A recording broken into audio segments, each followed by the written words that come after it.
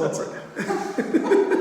Good morning. Morning. Welcome to St Andrews with Malcolm, with Alison in the back, who's about to leave in a It's minute. very small, as you can see. Very small. She's shrunk. She's shrunk. I'm not just small, I'm far away.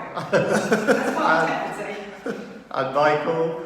And jingle. And the jingle. Woo, and the jingle. Great. So, Jeremiah 7. Is that how have I got that? So, no, that was John 7. Sorry, John 11. it is Jeremiah, what was it? Jeremiah 11, 11, right? 1 to 17, yes. Which is probably a little bit, well no, actually he's sort of, now we're getting a bit of a history lesson. Right. That God says, you know, when I brought your people out, when I brought the people out of Egypt, he describes Oh, the it covenant. as- He had a covenant with them. yeah, Right. like the iron smelter. That's quite a phrase. Oh, you know. yes. I brought them out of the iron smelter, and I love his words. and he said, you know, and I warned them that if they didn't keep my word, punishment would come on them. And it's very interesting because he says in the second paragraph, he says they didn't obey, they were stubborn. And then he says, so I brought upon them all the words of this covenant. Yeah. I thought it's very interesting that he brought upon them all the words, as opposed to all the plagues and the promises and the horrible things. It's very interesting the word use the word the actual words. word. I mean, this is where it's so important.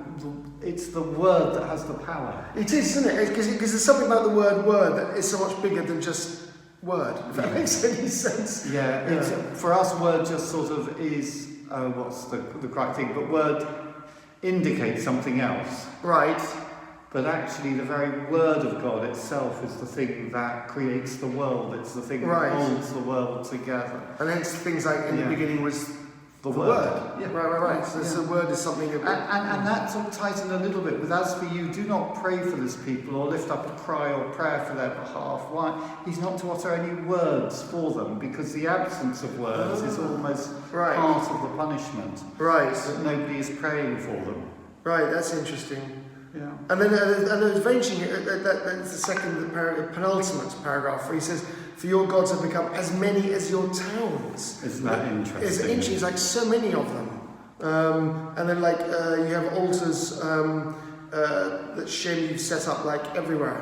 And isn't that interesting? If you have each town has its own god, effectively, its own thing that it worships, you've got everybody's competing with each other, because if my god is different from your god to your god to your god, then we've all got to end up, you know, Whose God's better? who's God's best type thing.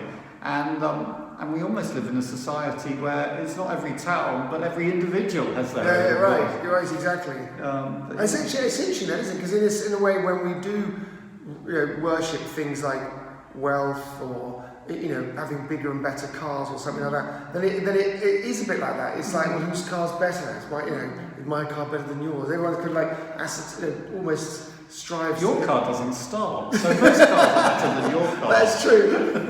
But like, it's comfortable to sit in when it doesn't start. So anyway, John 7. John 7. And the living water. Well, we had this yesterday. It's interesting, and that was early on. That was John 4, wasn't it? Yeah, There's been all those readings that we read last week since the Sunday reading in your sermon. Yeah, It's yeah. interesting. And it is interesting that we have that. Yeah, the reference to water there. More references to bread. Right. And then again this last reference to water, living water. Right.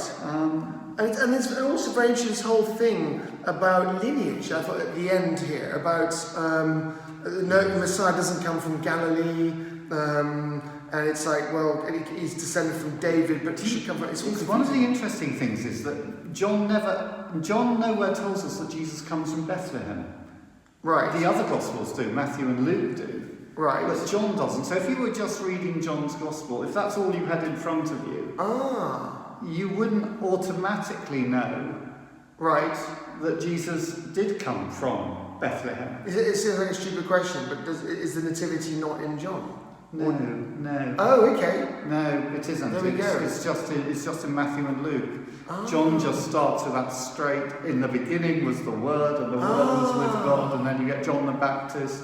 But no reference to the nativity, and yet clearly there was the understanding that Jesus was Jesus was from Bethlehem, because otherwise this Right, wouldn't right. make much sense. So Because there is some. He's descended from David, and David comes from Bethlehem. But Yes. Jesus comes from Galilee, but he's actually born in Bethlehem. yes, That's yes, kind of the yes, key thing. Yes. Right.